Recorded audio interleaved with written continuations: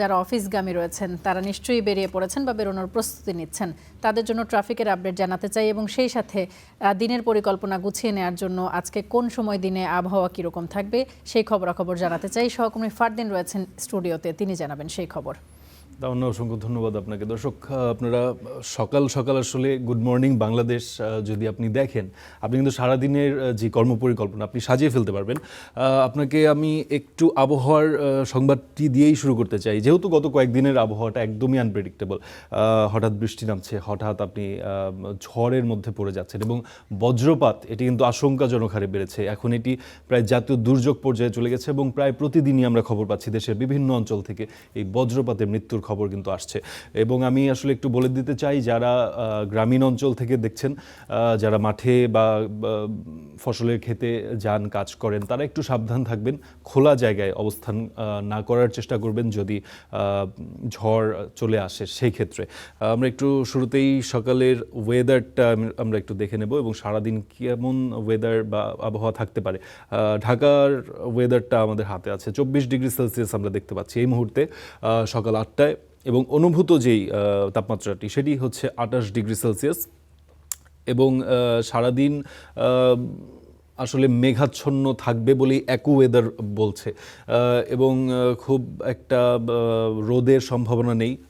বজ্রপাত হতে পারে, বজ্র যে ঝড় সেটি কিন্তু হতে পারে দিনের পরবর্তী যে কোনো সময়, এবং মোস্টলি আপনার ক্লাউডি বা মেঘাচ্ছন্ন থাকার সম্ভাবনাই বেশি। আমরা একটু দ্রুত যদি চট্টগ্রামের আবহাওয়াটা দেখে নিতে চাই, চট্টগ্রামে এই মুহূর্তে 26 ডিগ্রি সেলসিয়াস আমরা দেখতে পাচ্ছি এবং অনুভূত যে তাপমাত্রা সেটি হচ্ছে 30 ডিগ্রি সেলসিয়াস, এবং একটি ঝড় হওয়ার সম্ভাবনা রয়েছে সকাল সকাল। এছাড়া সারাদিন মেঘাচ্ছন্ন থাকবে এমনটাই অ্যাকুওয়েদারের মতে তারা বলার চেষ্টা করছে, এবং দিনের পরবর্তী অংশে কিছুটা রোদের দেখা মিলতে পারে এবং সর্বোচ্চ আজকের তাপমাত্রা চট্টগ্রামে 34 ডিগ্রি সেলসিয়াস পর্যন্ত পৌঁছাতে পারে এবং রাতের বেলা সেটি কিন্তু সর্বনিম্ন 24 ডিগ্রি সেলসিয়াস পর্যন্ত আসতে পারে। আমরা একটু বায়ুর মান দর্শক দেখে নেওয়ার চেষ্টা করব। আমরা প্রতিদিনই একটু দেখার চেষ্টা করি। আইকিউ এয়ার একটি র্যাঙ্কিং করে, তারা AQI স্কোর দেয়। এটি কিন্তু সারা বিশ্বেই মোটামুটি একটি প্রসিদ্ধ মাধ্যম বায়ুর মানের যেই বিষয়টি সেটির ক্ষেত্রে, এবং তারা যদি 150-এর ওপরে যায় সেক্ষেত্রে কিন্তু তারা এই লাল রং দিয়ে আনহেলদি, অর্থাৎ অত্যন্ত যেটি বলা হয় বিপজ্জনক, বাইরে বের হওয়ার জন্য, যারা একটু সেন্সিটিভ, যাদের শ্বাস প্রশ্বাসের কিছুটা সমস্যা রয়েছে, এছাড়া শিশু কিশোর যারা রয়েছে, এদেরকে 150-এর ওপরে স্কোরের যে বায়ুর মান, সেক্ষেত্রে বাসা থেকে বের না হতেই নির্দেশ দেওয়া হয়। আমরা একটু দেখে নেব দ্রুত র্যাঙ্কিং 1 থেকে 10-এ কে কারা অবস্থান করছে। আজ 1 নম্বরে রয়েছে কুয়েত সিটি। কুয়েতের যেই শহর, রাজধানী কুয়েত সিটি, সেটি আছে 1 নম্বর, 161 স্কোর করেছে তারা। 2 নম্বরে আছে Kinshasa, Democratic Republic of Congo শহর কিনশাসা। এটি নিয়ে আমরা এর আগেও একদিন বলেছিলাম। কিনশাসাতে আসলে সেই শহরের মানুষজন তাদের বাসা বাড়িতে রান্নাবান্নার জন্য কয়লা ব্যবহার করে, এবং এই কয়লা এবং তাদের যে কৃষি বর্জ্য সেগুলো তারা পুড়িয়ে ফেলে, ফলে সেখানে একটি ধোঁয়ার কুণ্ডলীর মতো অবস্থা তৈরি হয়। সেই কুণ্ডলীগুলোই আসলে বায়ুর মানকে এতটা খারাপ করে দেয়, যেটি কিন্তু বিশ্বের মধ্যে দ্বিতীয় অবস্থানে আছে অস্বাস্থ্যকর হিসেবে। 3 নম্বরেই, নট ভেরি সারপ্রাইজিং, আমাদের রাজধানী তিলোত্তমা নগরী ঢাকা চলে এসেছে 3 নম্বরে, 149 পয়েন্ট।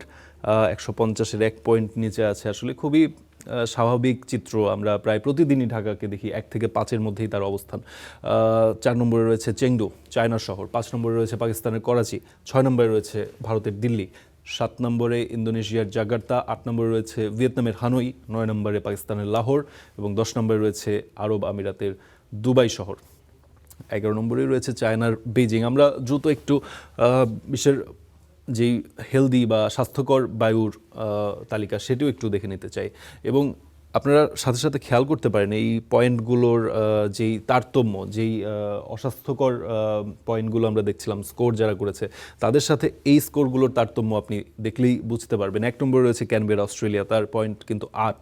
2 নম্বরে অস্ট্রেলিয়ার মেলবোর্ন। 3 নম্বরে মার্কিন যুক্তরাষ্ট্রের সান ফ্রান্সিসকো। 4 নম্বরে ডেনমার্কের কোপেনহেগেন। 5 নম্বরে কেনিয়ার নাইরোবি। 6 নম্বরে অস্ট্রেলিয়ার সিডনি। 7 নম্বরে কাজাখস্তানের আলমাতি।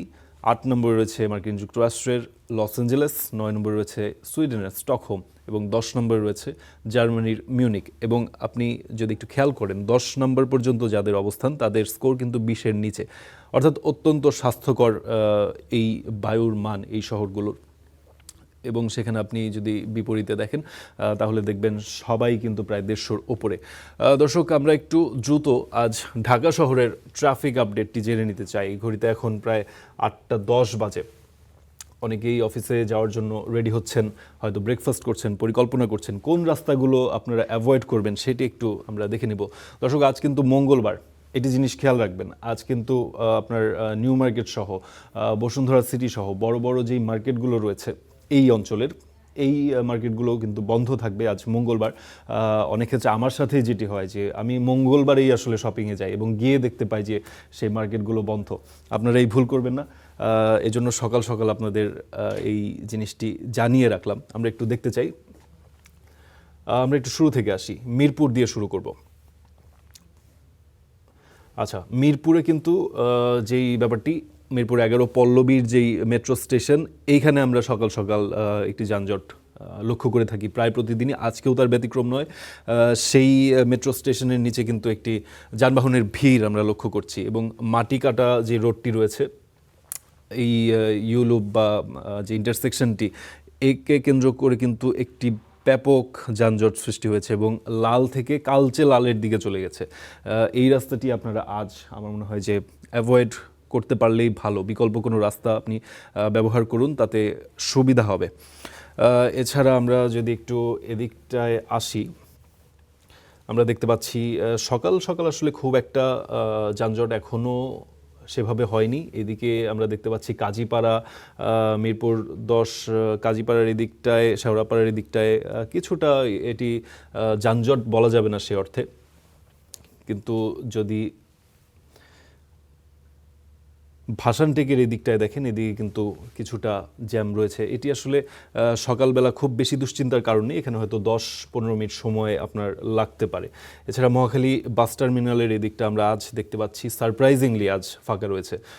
আমার মনে হয় এটি মঙ্গলবারের কারণে সম্ভব হয়েছে। এছাড়া আমরা প্রায় প্রতিদিনই দেখি এই সময়টাই কিন্তু এইখানে এই রাস্তায়, অর্থাৎ বিজয় সরণি, জাহাঙ্গীর গেট এবং কাকুলি বনানীর এই রাস্তাটা কিন্তু যানজট খুবই স্বাভাবিক চিত্র। বিজয় সরণির এদিকে মিলিটারি মিউজিয়াম এবং নব থিয়েটারের যে রোডটি, সেটিতে কিছুটা যানজট লক্ষ্য করছি। এটি আসলে খুবই স্বাভাবিক, এটিও আসলে 5-10 মিনিটের ব্যাপার। সিগন্যালে হয়তো একটু দাঁড়াতে হতে পারে, সিগন্যাল কেন্দ্রিক এই যানজটটি। এছাড়া ধানমন্ডির দিকে আমরা দেখতে পাচ্ছি 7 মসজিদ রোডে প্রায়ই এই চিত্রটি আসলে খুবই পরিচিত আমাদের। 7 মসজিদ রোডে আসলে অনেক হসপিটাল, সেখানে স্কুল কলেজ থাকার কারণে সকাল সকাল আসলে এই রোডটিতে কিছুটা যানজটের সৃষ্টি হয় এবং যে রাস্তাগুলোর যেই আসলে মাঝখানে যে ইন্টারসেকশনসগুলো আছে সেগুলোকে কেন্দ্র করে এই যানজটটি হয়। এছাড়া এলিফ্যান্ট রোড, শাহবাগ, এখানে কিছুটা লক্ষ্য করছি শাহবাগ মোড়কে কেন্দ্র করে একটি যানজট তৈরি হয়েছে।